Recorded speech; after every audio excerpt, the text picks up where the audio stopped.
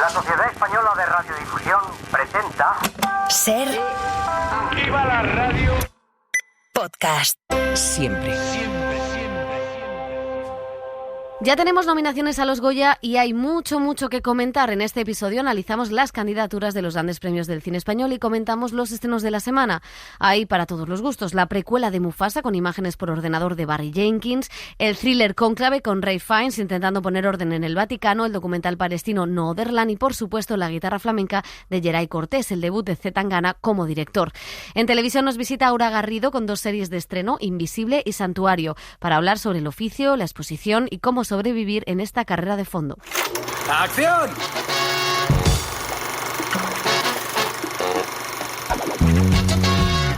El cine en la Ser con Pepa Blanes.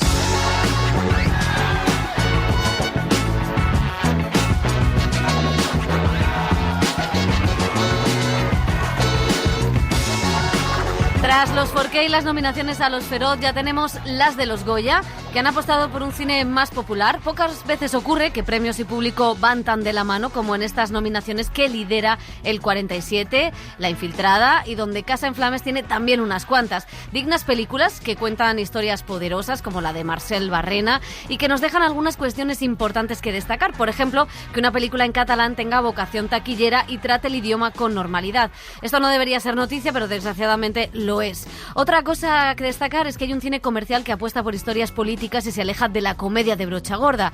Y por último, es muy importante que una mujer dirija un thriller taquillero y entre en un terreno vedado hasta ahora para las directoras. Es cierto que son apuestas demasiado convencionales en el sentido narrativo y estético, sobre todo en un año en el que ha habido propuestas mucho más radicales. Ahí está la Alcoba del Sultán, o apuestas arriesgadas como un musical sobre la muerte digna, una película de terror sobre la maternidad.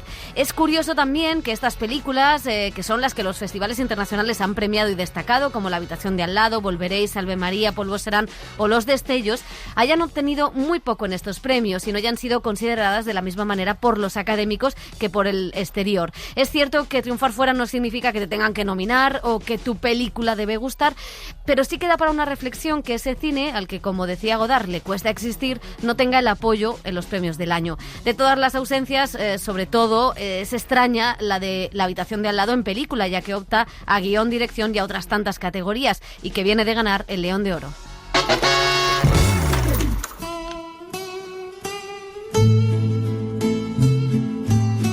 Yo también quería que me quisieran mucho más, por todos los sitios, por todas las partes, si podía ser.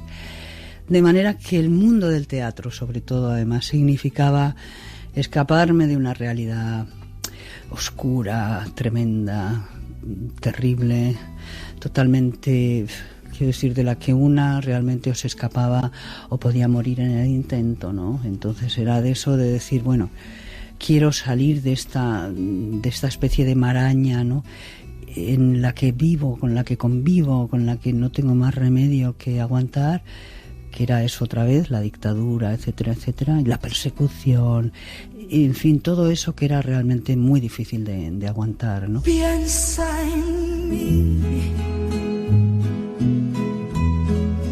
cuando sufras. Yo soy muy burra y a veces no me entero.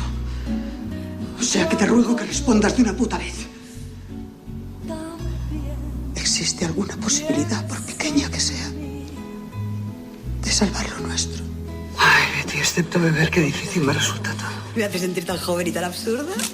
A ver, deja que te mire. De cerca no te me pareces mucho, pero los gestos son míos. Y como tú dices, los actores somos muy frágiles. Es que soy muy curiosa. Tú como actriz eres maravillosa. No creo que sea esta la mejor manera de pedir trabajo. De todos modos, no necesitamos a nadie. Doña Carmen, su marido fue un hombre de izquierda, es un valiente. No, señor. La valiente soy yo. Discúlpenla. Es imprudente. Es que está educada distinto. Cada mañana cuando me despierto, mi única ambición es llegar viva a las 10 de la noche. Para hacer lo único que he sabido hacer. Actuar. Cuando llores. De haber llegado hasta aquí, lo que me da es la sensación de que no me equivoqué, de que verdaderamente era eso lo que quería hacer, era eso lo que he hecho y era eso donde me he sentido feliz y donde he podido desarrollarme y crecer. La vida la quiero para nada me sirve sin ti. Bueno, pues esta semana hemos tenido la terrible noticia de la desaparición bastante inesperada de Marisa Paredes, una de las grandes actrices de nuestro país. Elio Castro, José Manuel Romero, ¿qué tal? Hola, pues sí, ha sido una desagradable sorpresa, ¿no? Porque no pensábamos que se podía producir eso, su muerte. Tenía 78 años nada más, ¿no? Y estaba estupenda. Estaba trabajando, estaba preparando nuevos proyectos. La vimos cine, en San Sebastián. Sí, y en muchas actividades, ¿no? Relacionadas siempre con el cine, con la cultura, con la política, porque era muy, muy combativa, siempre presente en manifestaciones y en reivindicaciones. O sea que sí, que ha tenido un homenaje póstumo realmente merecido, y esperemos que se repita luego en la ceremonia de los Goya, ¿no?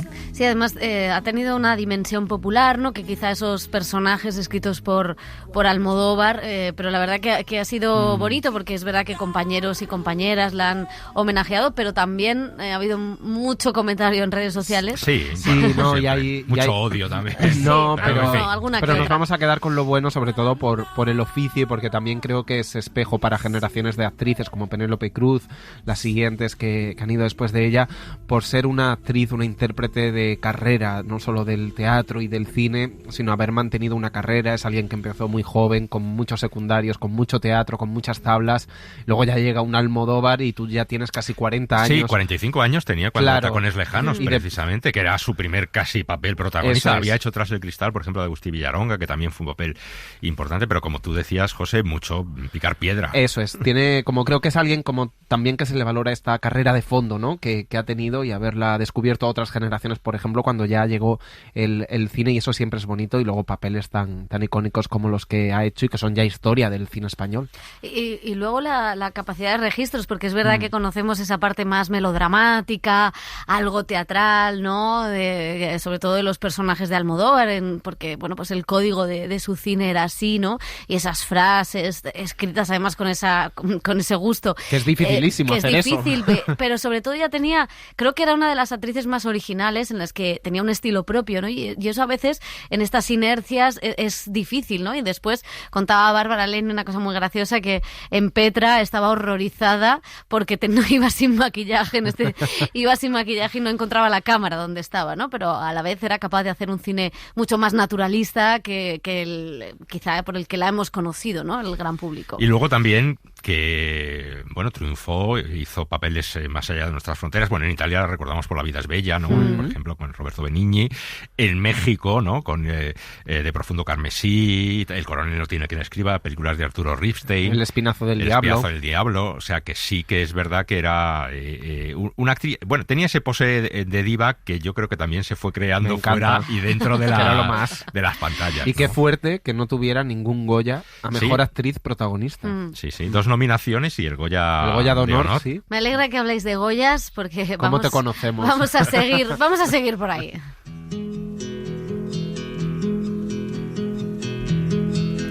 Que yo barro estos lodos, porque no sienten, porque no cambian la historia del todo.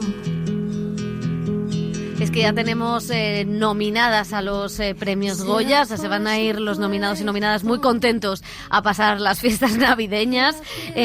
Pues el 47, estamos escuchando la canción que compuso Valeria Castro, que está nominada. Es la película que lo ha petado, 14 nominaciones, pero seguida muy, muy, muy de cerca por La infiltrada con 13, después segundo premio, y después La habitación de al lado, con una cosa curiosa, y es que está en las grandes categorías, pero no entra en película, ¿no? Una cosa también ahí, y luego está Marco en dirección, pero tampoco entra en película. Tenemos ahí hay una mezcla extraña. Mucha plancha. Y un cine muy autoral, o el cine festivalero, ¿no? Ese que ha ganado premios en Cannes, en Locarno, en Berlín, en Toronto, en San Sebastián, y que se queda un poco más desinflado en estos premios. Algo que suele pasar, pero que quizá este año, como que esa diferencia entre un cine comercial y un cine más alternativo es quizá más grande, ¿no? Sí, para Para que veas que estoy al día, voy a definir estas nominaciones como nominaciones random. O sea, han sido un poco random porque nos ha sorprendido a todos, ¿no? Por lo aleatorio. No, sí, es verdad que llama mucho la atención. Que, bueno, no extraña que estén unas películas que han triunfado muchísimo en taquilla, como La Infiltrada, El 47... Y sí sorprende que haya otras que Salve María, Polvo Serán, que sin embargo parece que tienen premios menores. Incluso pues La habitación de al lado también, podíamos pensar que podía haber tenido más. Hombre, yo creo que por una parte también siempre nos quejamos que en la temporada de premios siempre se premia a las mismas, ¿no? Pues este año no nos podemos quejar porque hay diferencias entre los premios. Bueno, no hay tantas, ¿no? Bueno, hombre, nosotros en los Feroz, digo nosotros porque somos millones de nosotros, hemos nominado a Salve María, La habitación de al lado, no tanto a segundo premio. El segundo premio era una apuesta fuerte de la Academia, la llevó a los Oscar. Sí, es una película independiente. Y es una película independiente, triunfó en Málaga. Entonces, hombre, lo que hubiera parecido es que incongruente es que la Academia pues no la votara. Todavía nos lamentamos en lo feroz de que no esté, que quede por dicho. O sea que dicho esto, y sí que se pueden buscar una serie de contradicciones, pero también como en todas las nominaciones. Es verdad que la Academia debía atender a todas las sensibilidades que hay, tanto al cine comercial, como al cine más de autor, como al cine más arriesgado. Pero yo, por una parte, creo que ha sido un año con estas dos películas, La Infiltrada y El 47, que han sido ciertas sorpresas, ¿no? en taquilla, que han conectado muy bien con el público, y me hubiera parecido bastante injusto que hubieran sido olvidadas por las nominaciones. En el caso del 47, lo decía también Isaac Lacosta, que luego lo escucharemos, pero en el caso del 47 y La Infiltrada sí que tiene una cosa significativa, y es que son películas que a priori, bueno, La Infiltrada quizá tiene un presupuesto un poco mayor, ¿no? Pero que a priori, bueno, pues tampoco son la comedia del verano o no son una comedia de tópicos, ¿no? Que son las que suelen funcionar, sino que, bueno, es una apuesta por un cine comprometido, con buen rollo, ¿no? En el primer caso, en el caso de La Infiltrada, bueno, pues es un thriller con otro tempo, dirigido por una mujer, que esto también es una novedad. Y decía Marcel Barrena, el director, que bueno, que también es la muestra de un país plurinacional, porque esta es una película en catalán. Bueno, claro, es que este es un país multicultural y plurilingüe, o sea, esconder eso es esconder este país. Entonces, por fin, y yo me alegro mucho que el Casa en Flamas y el 47, o sea, puedan suponer un cambio de paradigma industrial incluso y de público. Ahora creo que va a ser más complicado no entrar en proyectos justificándose en la lengua. Bueno, pues eso es cierto, ¿no? Porque hasta ahora el cine en catalán, el cine en gallego eran producciones independientes, pero claro, ahora está visto. Además, estaba Javier Méndez de Mediapro y decía que una de las decisiones había sido no doblarla, para decirle a la audiencia, no, la peli es así, la puedes ver así, ¿no? Y no pasa nada porque la veas así, y se ha visto. Y ha pasado con Casa en Flamas en su salto a Netflix, que los actores han decidido no doblarla para las plataformas, ¿no? Porque era una película que tiene todo el sentido, como también ha defendido Dani de la Orden por videoconferencia, que sobre la burguesía catalana, que es algo como muy intrínseco a Cataluña, ¿no? En la manera de relacionarse, de hablar entre esta familia. Yo creo que es interesante. Indudablemente en estas nominaciones pasa lo que ha pasado como muchas veces, que es el efecto arrastre por el número de candidaturas, ¿no? Especialmente luego en las candidaturas que van sumando. Sí que hay cosas como que llaman la atención, esas 5 candidaturas interpretativas de Casa en Flamas, que ha metido a 5 actores, que es súper complicado hacer eso, con lo cual es una peli que se ha visto y que ha gustado y que ha tenido el recorrido que ha tenido.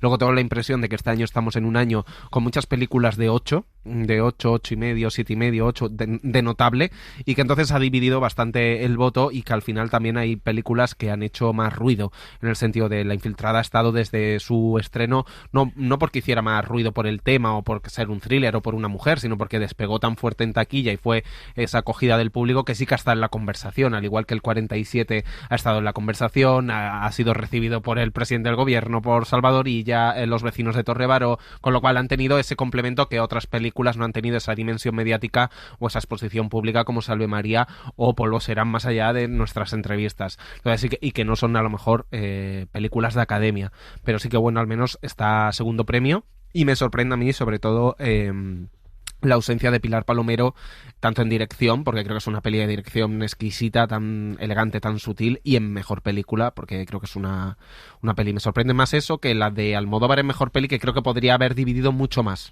Sí, en mejor peli. A mí lo de Almodóvar no es que me sorprenda que esté o no esté. Está claro que La habitación de al lado no ha gustado como otras películas de Pedro. Lo que me sorprende en el caso de la de Almodóvar es que te parece que está estupendamente dirigida, más que otras, por eso has nominado como director. Te parece que está estupendamente escrita, por eso la has nominado a guión adaptado. Te parece que las actrices están estupendas, que la foto es impecable, que el diseño de producción, ¿qué tal? Y no te parece que pueda estar a mejor película, que es un poco lo que me pasa al revés con el 47, que te parece que el 47 es buena en 14 categorías, pero el director no ha tenido tanto que ver en eso.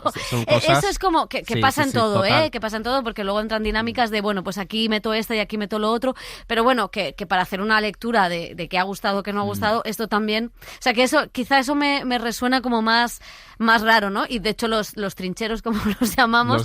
No Moriarty, trincheros. Los trincheros decían eso de, bueno, con Lorea que estuvo en película y no estuvimos en dirección, ahora estamos en dirección y no estamos en película, ¿no? Que son cosas que a veces pasan, que no es nuevo, pero sí que en este caso es como, bueno, pues esta les ha sobrado aquí, pero no les ha sobrado en el otro lado, bueno, ¿no? Nunca sabemos tampoco por cuánto se quedan fuera de las 5. Claro. O sea, que siempre hay que pensar que efectivamente, pues a lo mejor no estaba entre las 5, pero sí está entre las 7 más votadas, o sea, que todo es tan relativo y a lo mejor por un puñado de votos te quedas fuera del quinteto finalista, que también es injusto decir, se han olvidado de... No, claro, de yo esto, ¿no? O sea, es tanto como olvidar, porque oye... Sí, eso, a la vista de las nominaciones es un poco incongruente. Es un poco de, bueno, ¿cómo podemos entender, ¿no? Estas casillas o estas votaciones? Que, ojo, en Los Feroz ha pasado también, ¿eh? Total, o sea, siempre, no, esto claro. y en Los Forqué y, bueno, en fin. Sí. Y yo creo que el siguiente debate ya es si Tilda Swinton irá a la Alhambra y Julianne Moore... Si hay Corte Inglés en Granada. Hay Corte Inglés en Granada. Necesitamos... Vamos a llamar Tilda a la Alhambra. Es lo que está preguntando ahora mismo Julianne Moore a sus agentes. Bueno,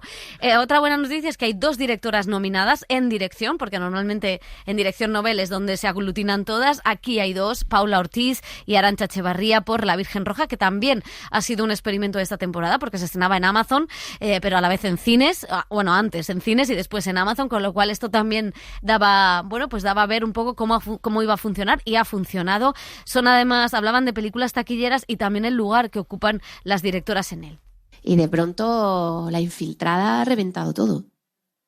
Eso es algo muy importante a muchos niveles, no solo de industria, sino de concepción del hecho de que las mujeres hagan un cine universal que va al centro del conocimiento y al centro del relato. Pues yo creo que es muy importante, y ahora quiero contestar yo a Paula Ortiz. Paula Ortiz ha hecho La Virgen Roja, que es una película estética, inteligente, culta, que también ha llegado a todo el público, lo cual implica que una película puede ser comercial, tener una parte autoral que no significa que sea menor, por eso mismo, ¿no? Entonces, Paula es una de las directoras a las que yo he seguido desde que la conozco.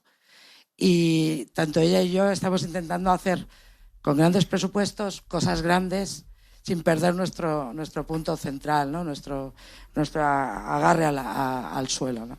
Pues bastante interesante lo que decían Arantxa y Paula Ortiz, que es verdad que son unas raras avis, porque hacen cosas completamente distintas, ¿no? Y se salen de ese cine indie, y también tiene que haber mujeres en un cine que busque presupuestos más grandes, ¿no? Y ojo a lo interesante de Arantxa, con esta película La Infiltrada, que podrá seguir haciendo películas o de encargo o en las que ella sienta, ella lo dice así abiertamente, ¿no? Que sus películas, las que siente como más naturales o procesos orgánicos, como es Carmen y Lola y Chinas, le llevan 4 o 5 años hasta tal, pero lo que pueda ayudar el nombre de Arantxa y las cifras en taquilla, que levante un próximo proyecto desde una autoría, o que también es interesante. La Pasionaria.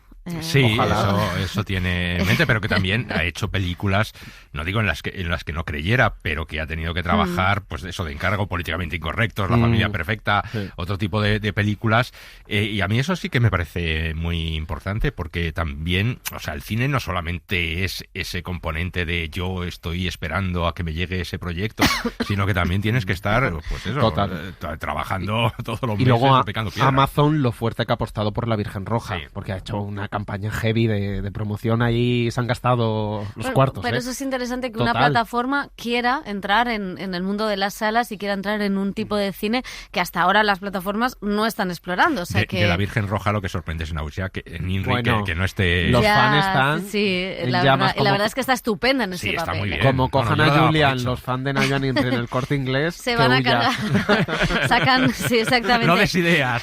No sé qué mal. Perdón. Y tenemos por último a Isaki Lacuesta, que es verdad que Isaki Lacuesta, bueno, pues empezó ganando una Concha de Oro Otra. muy cuestionada, luego ganó otra Concha de Oro que no estuvo en Los Feroz, que se metió ahí en Los Goya, bueno, que no ha sido tampoco un hombre de nominaciones, y sin embargo, pues en la semana en la que no pasaba el corte de los Oscar, una pena, pues lograba muchas nominaciones y bueno, la verdad es que estaba bastante feliz.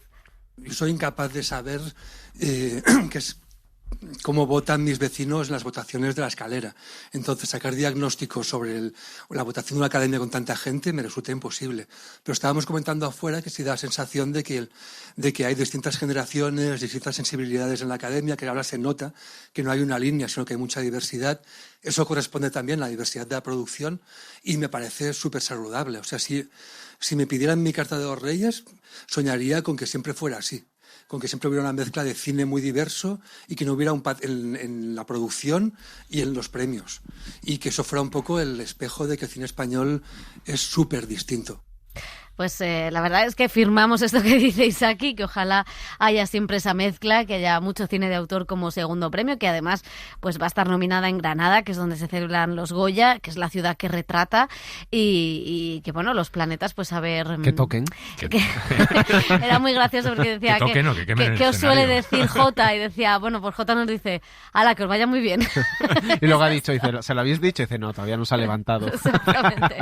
Y es otra cosa a señalar, es que es un año muy musical. La Estrella Azul, segundo premio, también ahora hablaremos de la guitarra flamenca de Geray Cortés, que está nominado en Mejor Documental, en la película de Z Tangana.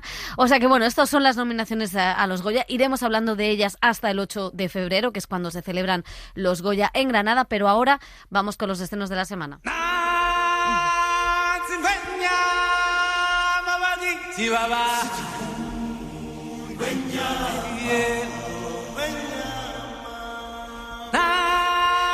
Y empezamos por Mufasa. Es que me río porque, claro, parece que estemos ya en otra época, ¿no?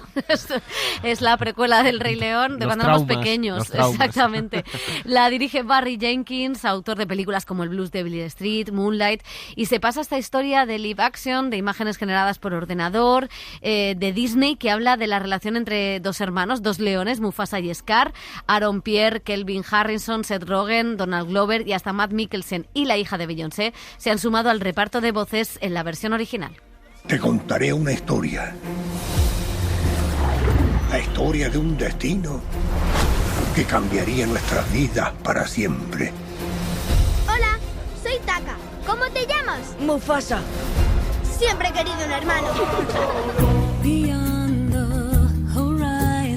Pues hemos hablado con el director, que vino a Madrid en visita express a presentar la película.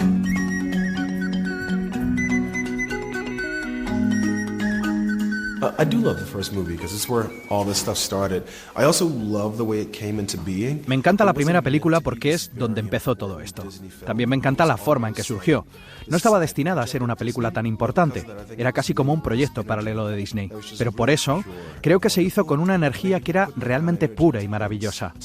Creo que cuando pones este tipo de energía en las cosas, normalmente resultan muy únicas y distintas. Sin embargo, mi versión favorita del Rey León es el musical.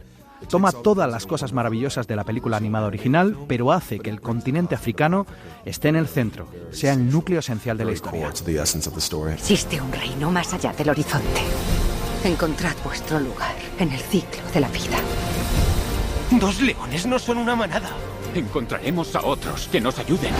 Well, the biggest challenge was COVID, and so I didn't get to go to the continent of Africa. El mayor desafío fue el COVID.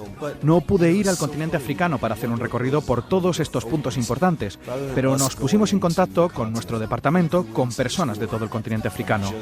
La película original está ambientada principalmente en Tanzania y Kenia, pero en un área muy pequeña. En esta historia planeamos un viaje completo que comienza en algún lugar alrededor de Tanzania, Uganda, Miranda, pero luego nos arrastran rápidamente hacia el desierto y básicamente tiene que hacer su viaje de regreso desde el centro sur de África hasta el noreste del continente. Por eso nos pusimos en contacto con personas de todo el país. Durante aproximadamente 1 año y medio empleamos constantemente a personas en el continente para planificar ese viaje.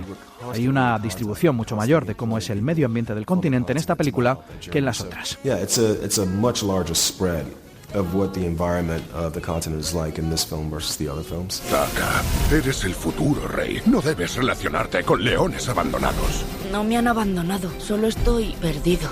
It's interesting, The Lion King has always been about patriarchy. El Rey León siempre ha girado en torno al patriarcado, pero realmente es un matriarcado, porque la gente simplemente sabe que Scar es malo y Mufasa es bueno. Y gran parte de la película original trata sobre Mufasa y Simba y Mufasa contra Scar. Pero esta película trata mucho sobre las madres y sus relaciones con los hijos, y eso me pareció realmente fascinante. Fue esta otra puerta del Rey León la que pensé que iluminaría algunas cosas nuevas para el público. La música y las canciones las ha creado Lin-Manuel Miranda, uno de los grandes nombres de la cultura latina en Estados Unidos. Tan increíble y cogieron esos 5 canciones originales y esa música de Hans Zimmer, encontraron todos estos ritmos africanos, surafricanos, armonía con la ayuda de Le Bohème y Mark Mancina. Siento como el Rey León casi es un género de música. También sentía mucho espacio para crear, porque es un mundo entero. La verdad que fue muy impresionante. Muy sorprendido. Yo creo que tenemos esta imagen de Mufasa, es como el padre perfecto que vive en las nubes y nos da responsabilidad y nos enseña cómo ser gente mejor. Pero yo fui tan sorprendido en cada página del guión, y también tenía el sentido, yo sé dónde van las canciones, y eso no pasa todos los días. No hay canciones cuando lo lees y ves una línea de diálogo y dices, ese es el título de la canción, eso es el título de la canción, y sentía eso como 2 o 3 veces. Bueno, pues en el cine de Barry Jenkins hay siempre una mirada al racismo de la sociedad americana. Había también muchos ojos puestos en si el Rey León iba a mostrar eso. José, ¿qué hace? Bueno, la verdad es que es bastante interesante, luego no, lo que hace, pero para comentarlo brevemente, sí que hay una mirada de Barry Jenkins como autor a esta precuela de la historia de Mufasa, de alguna manera reescribe la historia del Rey León. Es curioso porque en el coloquio al que vino a la Academia de Cine, que no se podía grabar en audio, por eso no tenemos el sonido, decía que no había sentido presión y responsabilidad al trabajar en Disney, que sentía muchísima más produciendo El ferrocarril subterráneo, la adaptación que hizo para Amazon de esa serie, porque sentía que estaba representando las penurias y la esclavitud del pueblo afroamericano, y en este caso no, pero sí que está de alguna manera su mirada y su colmillo político pues en cosas como por ejemplo es, como decía, una precuela, ¿no? Donde te descubre que Mufasa, esto no es spoiler porque está en el tráiler, ¿vale? Es huérfano, pero es huérfano porque hay una sequía, luego hay unas riadas, como que es una especie de refugiado climático. Y ahí también en ese coloquio decía que sería un poco pues como un inmigrante de segunda generación como Lamin Yamal o Nico Williams, que luego se convierten en reyes del pueblo y en ídolos del pueblo. Está bien traído. Eso está bien traído. Entonces, muy puesto. Muy puesto, sí. Dice, a ver, dice... En el Barça. Claro. No, y además es que lo voy a... De Bilbao, y lo voy a completar porque dijo, ahora son héroes, pero no son como Iniesta, no tienen los mismos orígenes que Iniesta, o sea que estaba muy puesto.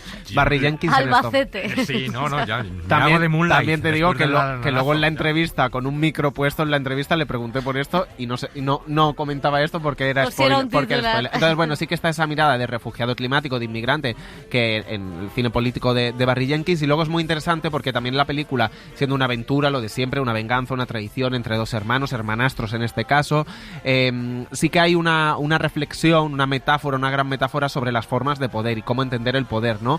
A Scar lo cría sobre las ideas del linaje, el honor, el orgullo patriarcal, el león, y al que sería Mufasa lo cría su madre de acogida con otra forma de entender lo que es el poder. Y yo le preguntaba y me dice, es que siempre el Rey León ha sido una historia sobre el matriarcado, han creído que era sobre un patriarcado, pero era sobre esas leonas que han educado a esos leones en el ciclo de la vida y en ese espíritu. Nos contaba Barry Jenkins que también hace cosas como muy matices y muy divertidas, como es que el león villano es un león albino, o sea, lo cambia a blanco, no a negro, como en la peli original, que hubo muchas críticas luego en las teorías revisionistas cuando Scar era el único negro y estaba doblado las hienas por actores afroamericanos. Con lo cual sí que hay una revisión más allá del entretenimiento puro y duro que es la película y lo horrible que son siempre las imágenes generadas por ordenador. Bueno, pues ahí está esta precuela del Rey León. Vamos con otro gran estreno. Cónclave es un thriller vaticano que adapta la novela de Robert Harris sobre la sucesión de un papa progresista que fallece de repente.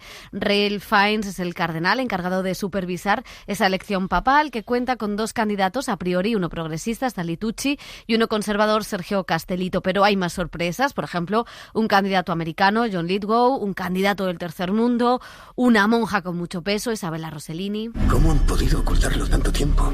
Jamás encontraremos a un candidato cuyo historial sea del todo intachable.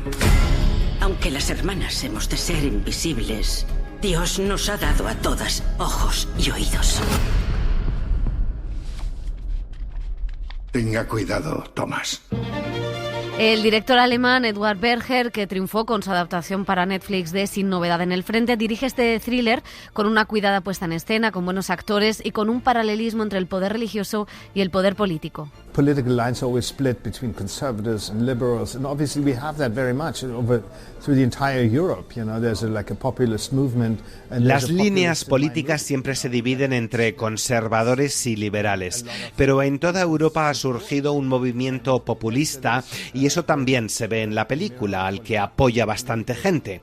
La película sí es en gran medida un espejo de lo que está sucediendo en la política, en los bandos políticos y en la sociedad, pero no era el objetivo del film. Queríamos ir más allá, retratar también los juegos de poder y el viaje interior de los personajes. But also the interior journey that our main character Ralph Fiennes goes through. Y Ralph Fiennes, que ha conseguido nominación al Globo de Oro por este papel de hombre que ha perdido la fe y que quiere hacer las cosas bien en una iglesia donde emergen todos los pecados del mundo. Decía el actor en los premios del cine europeo que la película se pregunta ¿dónde están las mujeres en la iglesia? And also the film does also provoke the big question of where are the women in the Catholic Church? Where are they? Why are they not eligible to be Pope? Why? Bueno, pues no lo vamos a responder nosotros. No os voy a preguntar por qué las mujeres no pueden ser elegidas papa o papisas. No sé muy bien.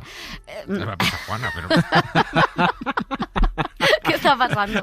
Spoiler, giro de guión. No, pero digo en la historia, no digo en la... No, ya. Elio podría ser un personaje de Cónclave, claramente, lo veo. El cardenal apuesto, por supuesto. Bueno, ¿funciona este blockbuster a la vieja usanza? A mí, una película con cardenales en el Vaticano en medio de un cónclave y interpretada por actores como Ralph Fiennes, con John Lithgow, Stanley Tucci, Isabella Rossellini, es que vamos, se te entra por los ojos, te la tragas completamente. No, me parece que está bien ese sentido entre la atemporalidad o intemporalidad de la Iglesia, ¿no? De una institución milenaria. Y lo moderno, ¿no? Cómo intenta jugar con esos dos conceptos. También con lo espiritual y lo humano, ¿no? Que está a lo largo de toda la película. Estos cardenales son seres humanos con sus ambiciones, con sus defectos, con sus pecados, con sus miserias, con sus dudas también. Y sin embargo, pues están intentando elegir a alguien que sea el sucesor de San Pedro y elegido directamente por el Espíritu Santo. O sea que...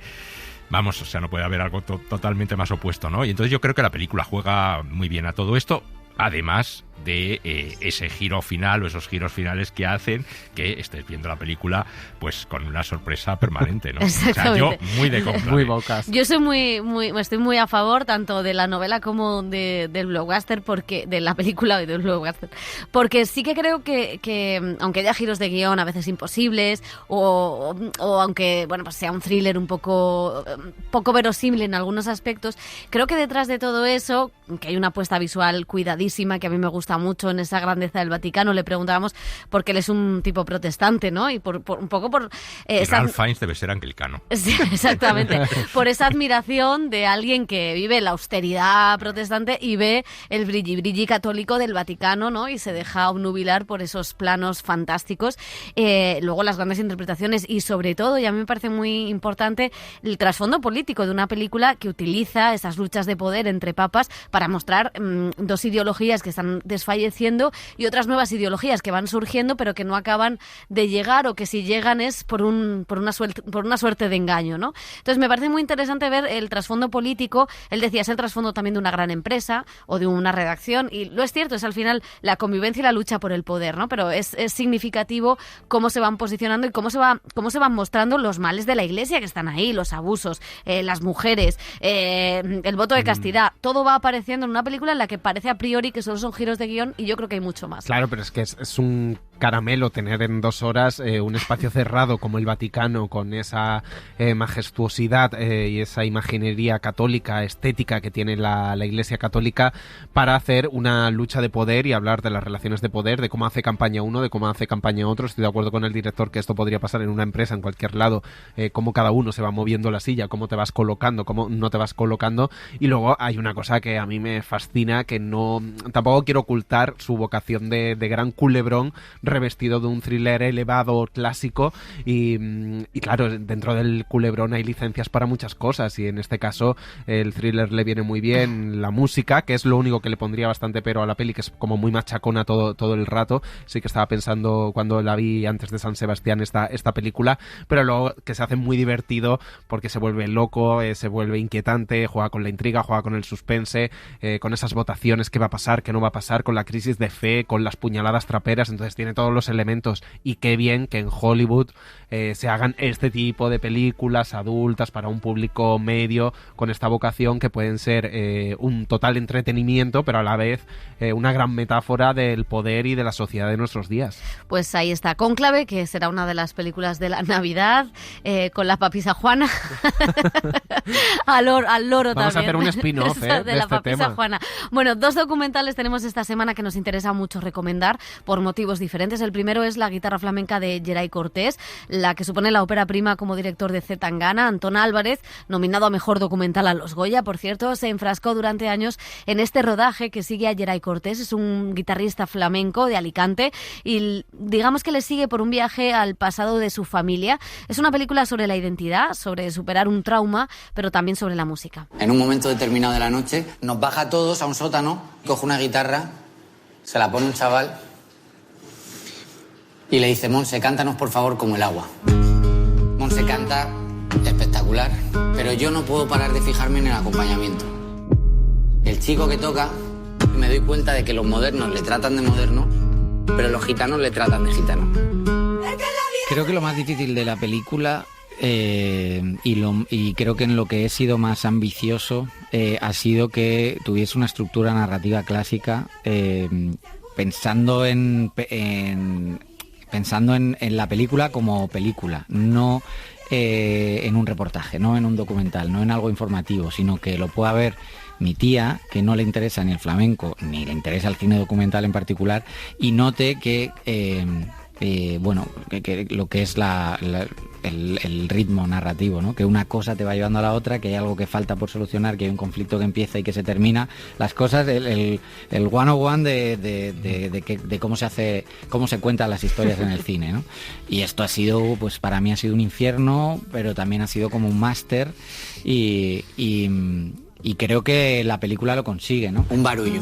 Yo he necesitado encontrarme muchas veces, he necesitado estar solo. La parte más fuerte del documental, y por lo que yo hago el documental, es por la Tania. Me quedo impresionado con él. Le pregunto por su proyecto y él me habla de un disco. Y una de las cosas que yo quiero hablar ya no es ni por mí ni por nosotros, porque de alguna manera ella no pudo hablar. Un disco que, aunque es de guitarra, siento que he tenido 2 vidas, ¿sabes? Cuenta su vida, habla de su familia. Había un principio básico por el que esto podría ser una peli de misterio o podría tener algo de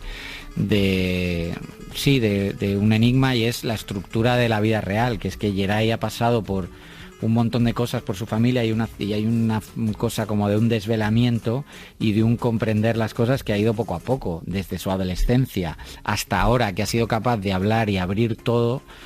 Yo siento que había una especie de confusión en un Jedi confuso adolescente que poco a poco va intentando hacer las cosas. Y habla en concreto de una pena. Que siempre está escondido ahí.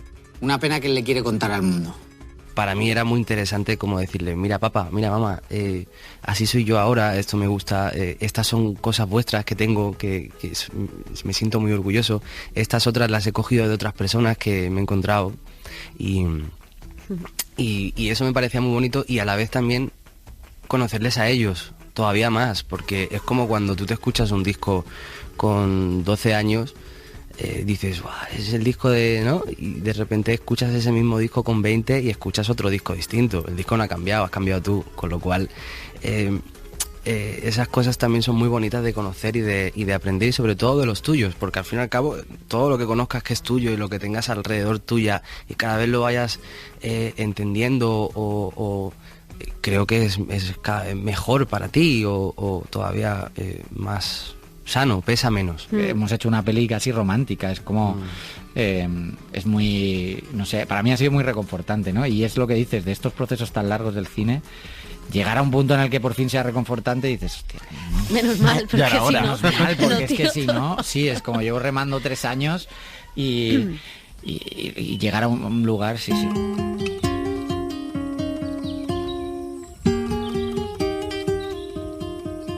Cuando yo le pongo a Saura Jedi, que él ya lo había visto evidentemente porque es un tío curioso y que mira todo, él me dice, sí, esto está muy bien, pero él me empieza a decir, tú te das cuenta, ¿no? Que esto es aquí hay una mirada que es, todo el mundo está muy bien vestido en el sitio, si te das cuenta aquí esto es como un playback, esto aquí...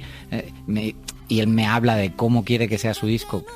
Claro, él me hablaba de todo esto de que la vida estuviese metida dentro del audio, ¿no?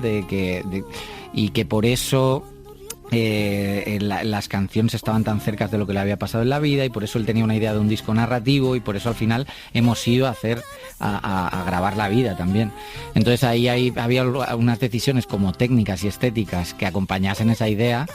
Y yo le dije, vale, perfecto, pues entonces lo que vamos a hacer va a ser rodar todo en cámara en mano y tratar que todo sea plano secuencia, de tal forma que vale, pero el sonido tiene que estar dentro. Digo, bueno, pues vamos a grabar como si estuviéramos grabando sonido directo y no utilizar micros de condensador, no hacer tomas por encima de la guitarra, no grabarlo bien, sino grabarlo como si estuviese ahí. Por si no lo sabías,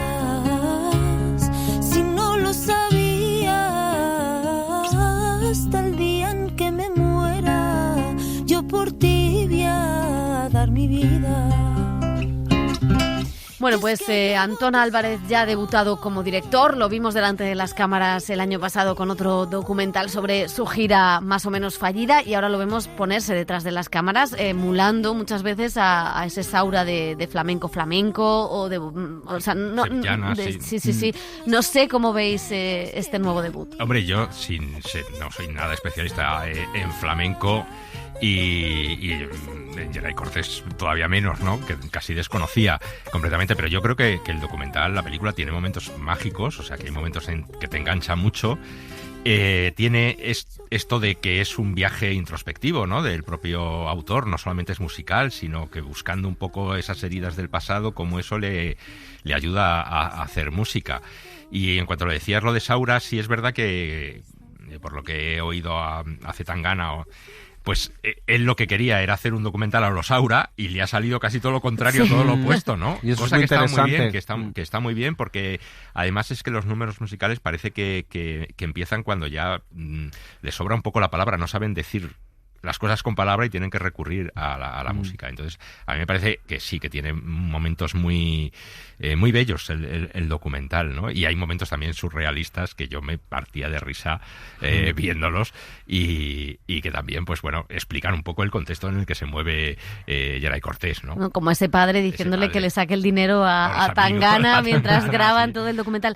A mí me parece interesantísimo lo que ha hecho, porque no solo es un documental sobre un músico, que es un músico chico estupendo, que además tiene una pinta de buena persona tremenda, sino que creo que consigue que sean muchas películas en una y que se hablen de muchas cosas. Se habla de algo que ocurría, no vamos a hacer spoiler, pero que ha ocurrido y ocurría en las familias, ¿no? Que han sufrido muchísimas mujeres y muchos hijos.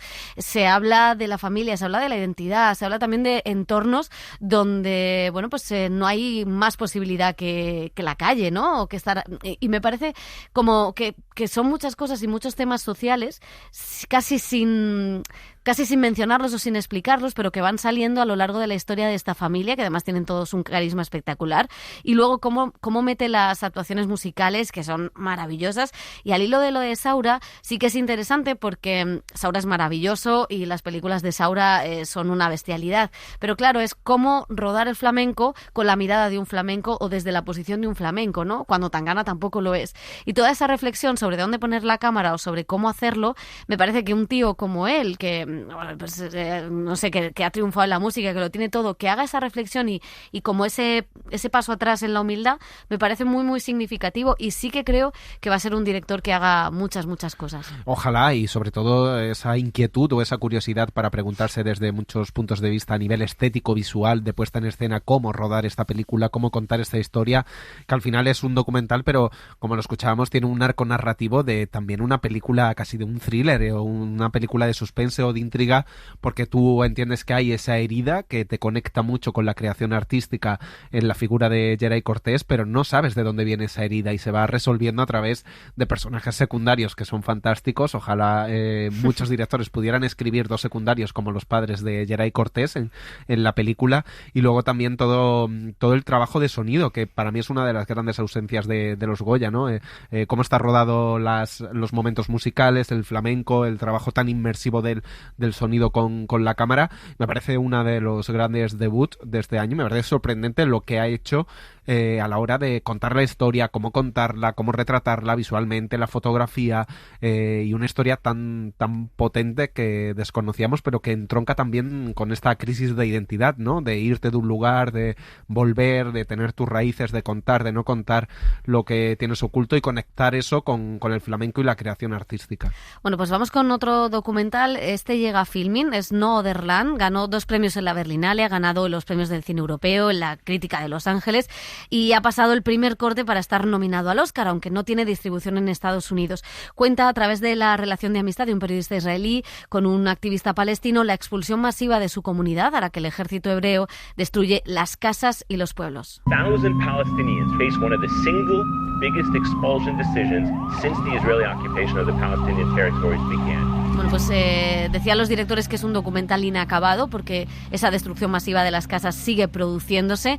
De hecho, el día que íbamos a entrevistarles, pues habían destrozado la casa de uno de los 4 directores. Y la verdad es que es un documental que a priori podría parecer que solo tiene el peso del valor periodístico de estar documentando con móviles, con cámaras, con ordenadores, ese día a día de la presión israelí, de expulsarles de las zonas rurales para llevarlos a las afueras de las ciudades y tenerlos controlados.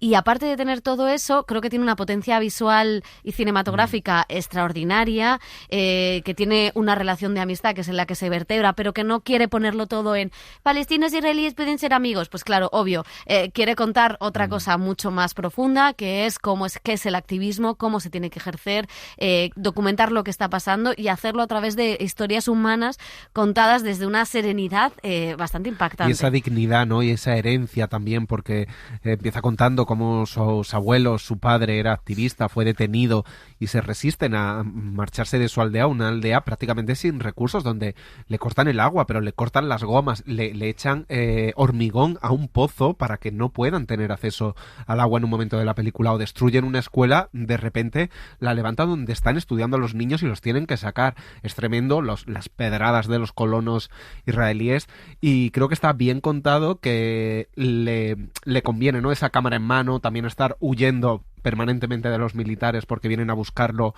por su activismo en redes sociales, y ojalá se atrevan los Oscar a nominarlo, porque al menos en los premios de la crítica americana ha arrasado en todos los premios. Pues veremos qué pasa. Vamos a terminar con una comedia, Un lío de millones. Es un remake que dirige Susana Béjar y que cuenta con Antonio Resines, Gracia Olayo y Clara Lago. Comedia de contrastes en la que unos padres fingen que son millonarios, que les ha tocado la lotería, solo para que sus hijos vayan a verles en Navidad. 4.000 Vamos a gastarnos aquí una cantidad indecente de dinero y nos gusta mucho que nos hagan la pelota. Pelota, pasillo todos. Les cuidamos, les limpiamos el culo, les pagamos la universidad y aún se atreven a exigirnos el dinero. ¡Pam! ¡Joder! Esto se nos está yendo de las manos. El cine en la SER con Pepa Blanes.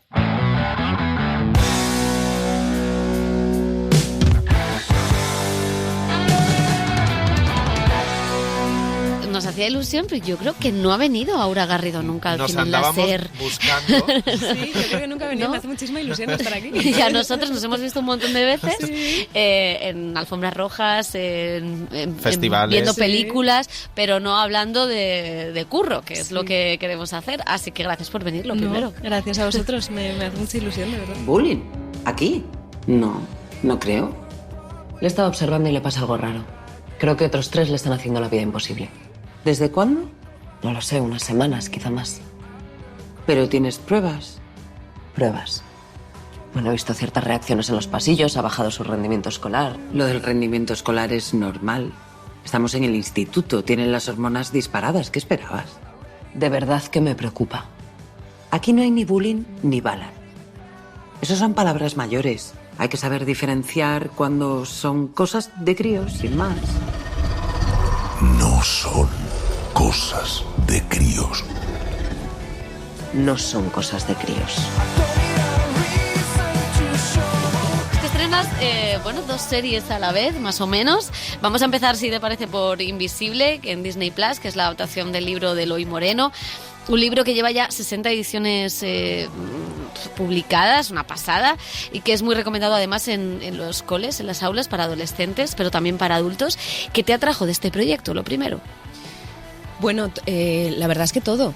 Es un proyecto muy especial y creo que había muchas cosas que me apetecían mucho en la temática de la serie y cómo está tratada esa temática, porque creo que eso es fundamental, ¿no? Que no es solo que es una serie que habla de bullying, de un ejercicio de violencia y de cómo nos articulamos a su alrededor, sino que la manera de tratarlo, tanto en el libro como en la serie, me parece que son muy interesantes, que bueno, supongo que ahora hablaremos más de esto. Luego me apetecía mucho trabajar con Paco Caballero, eso también obviamente me hacía mucha ilusión.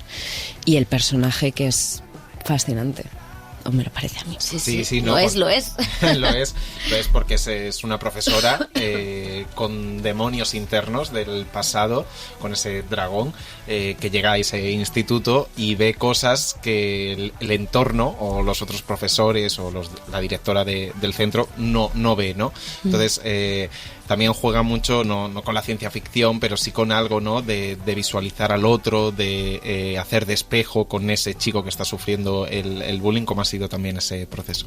Sí, me cuesta mucho hablar del personaje sin lanzar spoilers, y todo el rato como... Pero ha sido un reto muy grande, es un personaje muy complejo, muy complicado, porque, bueno, tiene... la serie y el libro también utilizan elementos fantásticos un poco para sacar de la realidad, ¿no? Para utilizar ciertas metáforas, ciertos símbolos con los que hablar de cosas muy complejas, porque al final no deja de ser una historia orientada a público fundamentalmente adolescente, aunque creo que tiene la capacidad de llegar a todos los públicos, porque además esta serie tiene un tono, ¿no? Como que se toman los adolescentes muy en serio, que esto es algo que me gusta mucho, que es bastante dura, les habla muy a la cara, ¿no? No les infantiliza en ningún momento. Pero bueno, son temas muy difíciles de hablar, de tratar, de pensar. Entonces creo que una de las cosas que tiene muy interesantes es que utiliza esos elementos fantásticos para salir de la realidad y hablar de ciertas cosas de una manera simbólica. Pero claro, a la hora de trabajarlo como actriz, yo quería aproximarme a ello como una realidad, ¿no? Entonces eso implicaba aproximarme a este personaje muy alejado de mí, tomando esos elementos de cómo ella vive la realidad, cómo ella simboliza lo que ocurre, con muchísimo respeto y con muchísimo cuidado, ¿no? Y con mucho mimo de intentar entender muy bien qué era lo que tenía que hacer. y a la vez cómo me articulaba yo dentro de, o cómo se articulaba este personaje dentro de la historia que se quiere contar, para no llevármela tampoco a un tono equivocado, ¿no? Entonces me parecía como que era una línea muy sutil, muy fina, que me resultaba como muy complicada de entender al principio, ¿no? Sin hacer spoiler, pero tu personaje, que es profesora de literatura, también tiene en algún momento, existe la tentación, ¿no?, de una especie de venganza con el acosador, no diremos más, pero utiliza el lenguaje, que es una de las cosas muy interesantes, hablando de simbolismos y metáforas de la serie, utiliza el lenguaje para que el acosador y el acosado entiendan la situación que están viviendo. Pero si no hay ninguna situación peligrosa, si solamente hay una pobre ardilla que camina feliz por el campo y tú decides sacar tu espada y atacar... Eres un cobarde. A ver, estás atacando a quien no te ha hecho nada. Sí, era muy gratificante, era muy divertido. También es un personaje bastante asocial, que siempre es muy guay hacer personajes un poquito asociales, porque, claro, al final casi todos estamos como muy constreñidos en la vida por la opinión de los demás, ¿no? Entonces, de repente, hacer un personaje asocial es bastante reconfortante. Salirte un rato de la opinión externa es bastante guay. Pero sí, era muy bonito el uso del lenguaje, y hay una cosa muy bonita para mí de este personaje, sobre todo en cómo Paco eligió acercarse a él, que me parece que es muy interesante, que es un personaje que está muy perdida. Que no sabe cómo tiene que hacerlo, que se equivoca muchísimo, que toma decisiones bastante controvertidas y que muchas veces entra en los círculos viciosos de la violencia, sin hacer mucho spoiler, pero o sea, que es alguien que no sabe cómo hacerlo, pero que sabe que tiene que hacer algo, que no está dispuesta a mirar hacia otro lado. Entonces me parecía muy interesante también como retratar, ¿no?, en este crisol un poco de personajes, de distintas maneras de encajarse en esta estructura, en cómo nos colocamos frente a situaciones de violencia, retratar un personaje que es un poco la que hace algo y que sea alguien que se equivoca mucho, que no tiene las claves, que no sabe cómo lo tiene que hacer, porque creo que es mucho más cercano a la vida real, ¿no? Que estamos muy perdidos. Que no sabemos muy bien qué tenemos que hacer. Y es verdad que es una serie fantástica por todos los recursos que utiliza, porque además es muy entretenida, con lo cual eso es básico en la ficción. Decías antes que iba para un público adolescente, aunque no solo, ¿no?, porque también los adultos tenemos mucho que aprender del acoso, pero claro, es un tema que no sé si es profundamente el tema que nos marca en esta era de las redes sociales, en esta era donde todo es acoso, odio hacia el otro. Es una cosa que siempre ha existido en los colegios, pero no sé si en este momento es una serie para decir, bueno, basta ya, pongamos el foco aquí. No sé si había esa sensación hay esa sensación en el equipo. Sí, bastante. O sea, por eso te digo que había como mucha sensación de mucha responsabilidad con lo que estábamos haciendo y de querer hacerlo tomándonoslo muy en serio y con mucho cuidado. Creo que esa sensación estaba desde la producción, desde la dirección y desde todos los que hemos formado parte, de que si esta serie sirve para que se abran ciertas conversaciones sobre este tema, para que deje de ser tan tabú, para que realmente nos tomemos en serio, porque al final creo que todas las formas de violencia son terroríficas, pero el bullying tiene algo que es ejercido y recibido por menores, y eso lo hace muy, muy terrorífico. Entonces, si esta serie sirve para que nos revisemos, lo primero, porque creo que es una de las cosas que hace la serie, que te hace pensar, que nos revisemos y nos replanteemos cómo nos articulamos todos frente a situaciones que hemos vivido o las situaciones que podamos vivir a partir de ahora, y que establezcamos unas conversaciones y unos debates sobre qué hacemos con esto. Sería maravilloso, claro.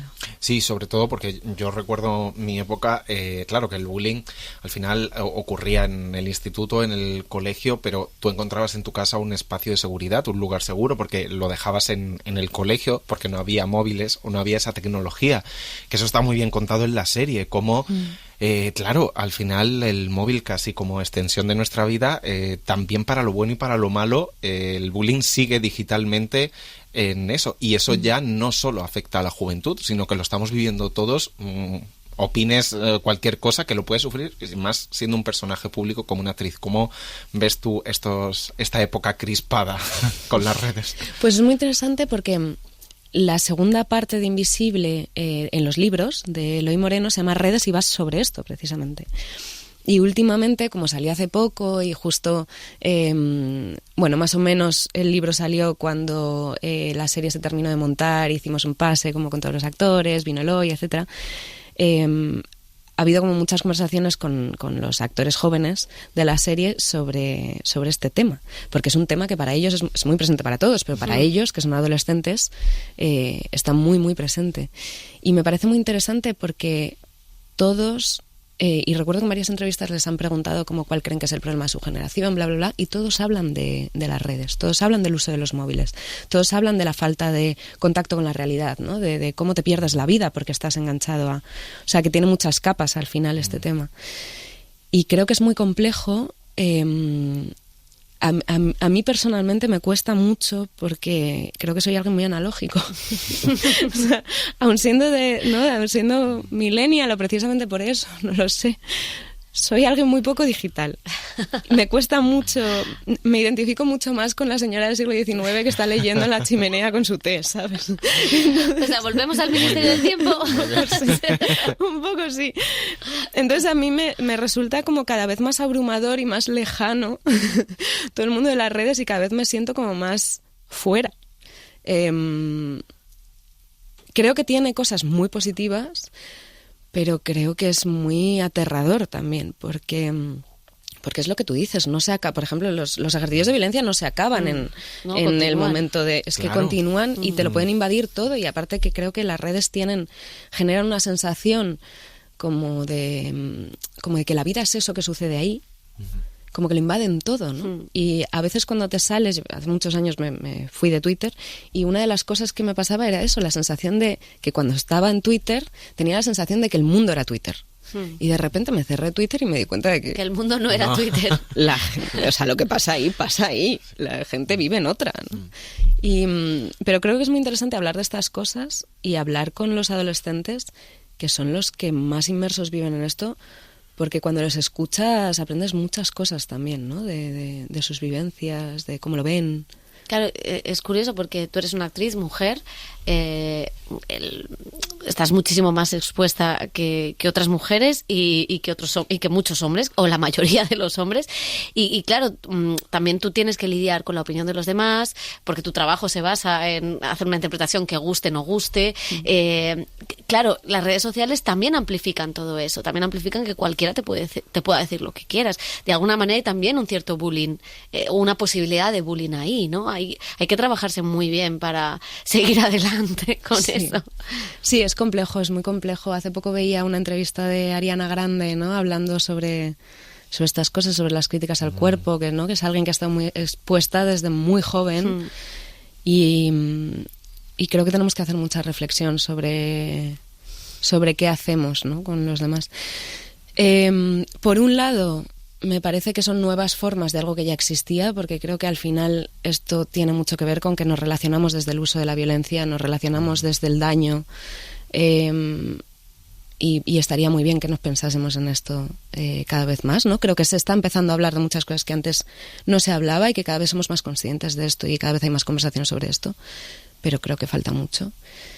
Y por otro lado, claro, es verdad que es complejo. Yo empecé con 19 años a trabajar de actriz. Los 10 primeros años para mí era algo muy difícil de gestionar. Muy, muy difícil. Y luego creo que he empezado a tomar pasos hacia atrás en cómo yo me expongo y cómo yo le doy importancia a eso, a centrarme más en... Espérate un momento, me voy a parar a pensar qué es lo que quiero yo, que es hacer mucha terapia, ¿no? Con estas cosas, y a parar un poco la rueda y a empezar a entrar más adentro, a pensar qué quiero yo, qué necesito yo, y eso creo que me ayuda mucho a relativizarlo cada vez más, a darle cada vez menos importancia y a escuchar cada vez menos ¿no? Como que cada vez estoy menos atenta en realidad de qué opinan los demás sobre mí, qué dicen, o sea, cada vez me resbala más, porque cada vez... Me gusta esa palabra. Sí, claro. Es verdad, y eso me da mucha tranquilidad. Y a la vez siento que me aleja muchísimo de las redes, ¿no? Es curioso. Y eso te ha permitido también, porque decías lo de los 19 años y has hecho películas muy, muy diferentes, papeles muy distintos, cine muy indie, me acuerdo con Trueba, o la primera de Sorogoyen, o sea, que has hecho muchas películas, luego has hecho cosas mucho más comerciales, has hecho series de televisión. No sé si eso también es parar a reflexionar el me la pela, no sé cómo lo has dicho, me resbala, perdón, he ido yo un poco más lejos, pero no sé si eso de alguna manera también te ha permitido tomar mejores decisiones como actriz, porque viendo tu carrera, es que han sido papeles muy significativos y este también lo es, ¿no? Es curioso porque yo no tengo la sensación de que yo haya elegido tanto en mi carrera. O sea, creo que hay una sensación desde fuera mucho mayor de elección de la que vives en realidad, porque nosotros dependemos de qué nos ofrecen. A partir de ahí puedes decir sí o no, pero que tu capacidad de elección no es tanta, ¿no? Yo creo que soy súper afortunada, entre muchas otras cosas. Lo primero, por poder vivir de ser actriz, por poder dedicarme a esto, que es algo muy excepcional. Y lo segundo, porque mi sueño siempre ha sido hacer cosas diferentes, tener retos, no encasillarme en algo, ¿no? Poder explorar, y he tenido mucha suerte en tener la posibilidad de hacer eso. Es verdad que yo he tomado decisiones conscientes para ir hacia ahí, pero en realidad hay una gran parte que ha tenido que ver con la suerte, no tanto con que haya elegido yo. Pero sí que creo que cuanto más estoy en qué quiero yo, mejores decisiones tomo. Quizá no tanto en qué elijo hacer, como en cómo me coloco en el trabajo, cómo me coloco en las promociones, como... bueno, estos son temazos, ¿no? Pero yo, para mí, que además soy una persona bastante tímida y discreta y que me cuesta lo social un poco... la exposición, ¿no? Es curioso, porque creo que esto nos pasa a muchos actores. Para mí las promos eran épocas, eran días muy agotadores, de muchísima ansiedad, de mucho sufrimiento, que esto es una experiencia muy compartida por mucha gente, porque tienes mucha exposición. Sí, Pilar López de Ayala lo contaba, que además decía lo mismo, que era una persona muy tímida y que casi había sido actriz para romper la timidez. O sea, total, es que creo que es una experiencia muy compartida, ¿no? Esta. Entonces yo recuerdo que vivía todos los elementos de promoción. Claro, yo detrás de un personaje estoy muy cómoda, pero cuando tengo que hablar yo y ser yo, me aterrorizo, porque ahí me expongo, ¿no? Me expongo a la crítica, me expongo a la opinión, me expongo al rechazo. Bueno, es que te expones a muchas cosas y está muy intrincado con tu trabajo, además, porque está muy intrincado la opinión de repente del público hacia ti como persona, por cómo te oyen en una entrevista o cómo has vestido o lo que sea, con si vas a seguir trabajando o no. Entonces, esto es muy complejo de gestionar, y es verdad que cuanto menos estoy en la opinión de fuera y más estoy en la mía, más tranquila estoy, más tranquila voy, más cosas puedo hacer, más, no sé, creo que mejores decisiones tomo en cosas más pequeñas, ¿no? Soy la psicóloga del centro y me encargo de que estéis todas como en vuestra casa. Me encanta este sitio. Todo el mundo parece feliz. Vamos a conectar con nuestra respiración. Tenía muchas ganas de conocerte. ¿De cuánto estás? De 12 semanas. Que estéis aquí no es lo ideal. Pero es lo mejor para el bebé. Claro, aquí todos queremos lo mejor para el bebé. Vamos con otro proyecto, porque en unos días se estrena Santuario, basada en el podcast de Manuel Bartual y Carmen Pacheco. Habla de crisis climática, de maternidad, de feminismo, de desigualdad. ¿Nos presenta un futuro distópico o es la España de 2024? ¿Qué vamos a ver? Pues es verdad que cuando lo estábamos haciendo, y después cuando la veíamos, esto lo hablaba mucho con Lucía Guerrero, con mi compañera, te empieza a dar mucho miedo, porque ves muchas cosas que no las ves tan lejanas. Creo que, bueno, Manuel Bartual y Carmen Pacheco escriben increíble y hacen unos podcasts maravillosos, y como guionistas son a mí me parecen alucinantes. Y tiene algo, Santuario, que es una distopía muy bien construida, entonces por eso aterra tanto, porque está muy anclada en el presente y está muy anclada en cosas que podrían pasar y no tan lejos, ¿no? Y habla de temas muy actuales y muy importantes. Sí, porque al final veníamos hablando de la imagen, de la exposición, pero aquí el tema central es el control sobre el cuerpo de las mujeres, que es algo que, bueno, en esta especie de cuento de la criada futurista, si el otro era, eso siempre está no en el debate público, sino en la opinión de la gente, el cuerpo de las mujeres. ¿Cómo te relacionas tú también con eso, con ese, no sé, en este caso es un control, pero el juicio, siempre está en los comentarios de todo el mundo? ¿O cómo gestionas tú esa parte? Bueno, de alguna manera tiene que ver con lo que estábamos hablando antes, ¿no? Es complejo porque creo que también tiene que ver con, al final, ¿no? Con cómo nos relacionamos. O sea, que al final nos relacionamos desde los ejercicios de violencia y esta es una manera en la que ejercemos esa violencia, ¿no? Y creo que un poco lo que, volviendo a la entrevista de Ariana Grande, por si no se nota que soy súper fan. ¿Has visto Wicked? No, todavía no. No he tenido tiempo todavía. Pero volviendo a esto, ella decía que tenemos que tener más cuidado con cómo hablamos de los cuerpos de las demás. Y es que es esto, es que estamos todo el rato opinando sobre las vidas de otros en vez de estar pendientes de la nuestra, ¿no? Y es muy complejo. Bueno, son experiencias muy complejas y creo que en esta serie se habla mucho de esto desde una perspectiva muy determinada, ¿no? Obviamente hay muchísimas otras, de cómo los cuerpos de las mujeres muchas veces se objetifican como un ente productivo, ¿no? Porque en este caso esta serie habla de la maternidad, de los cuerpos de las mujeres cuando engendran hijos, ¿no? De cómo se gestiona todo eso. Y es un elemento más de esa objetificación que se nos realiza. Oye, vas a estar en la peli de pantomima. En la serie, sí. Me hace muchísima ilusión esto. Me parece fascinante, o sea. A mí también. Además, creo que es lo que más ilusión le ha hecho a mis amigos en toda mi carrera, con lo cual creo que he llegado al hito de mi vida profesional. Ahora te van a hacer caso. O sea. Sí, ahora de repente les hace muchísima ilusión, claro, ¿no? Y a mí también, porque soy muy fan. Y es hacer comedia, que era algo que me apetecía muchísimo. Y me da mucho respeto. Estoy muy asustada, pero me lo he pasado tan bien, tan bien. Ojalá haya muchísimas temporadas. Pues ojalá que sí. Bueno, tenemos muchas ganas de verla, pero de momento, Invisibles y Santuario.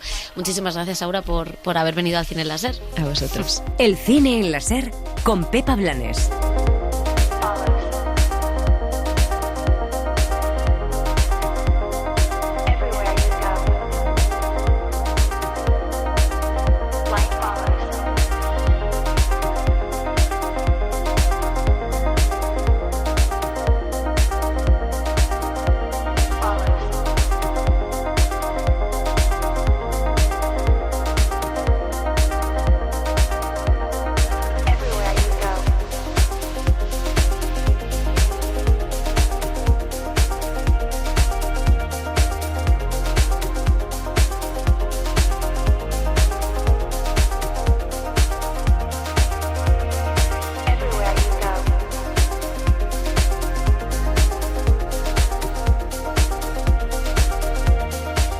Suscríbete al Cine en la SER. Escúchanos en directo en la SER los sábados a las 7:30 de la mañana y los domingos a las 3 de la madrugada. Cadena SER. La radio.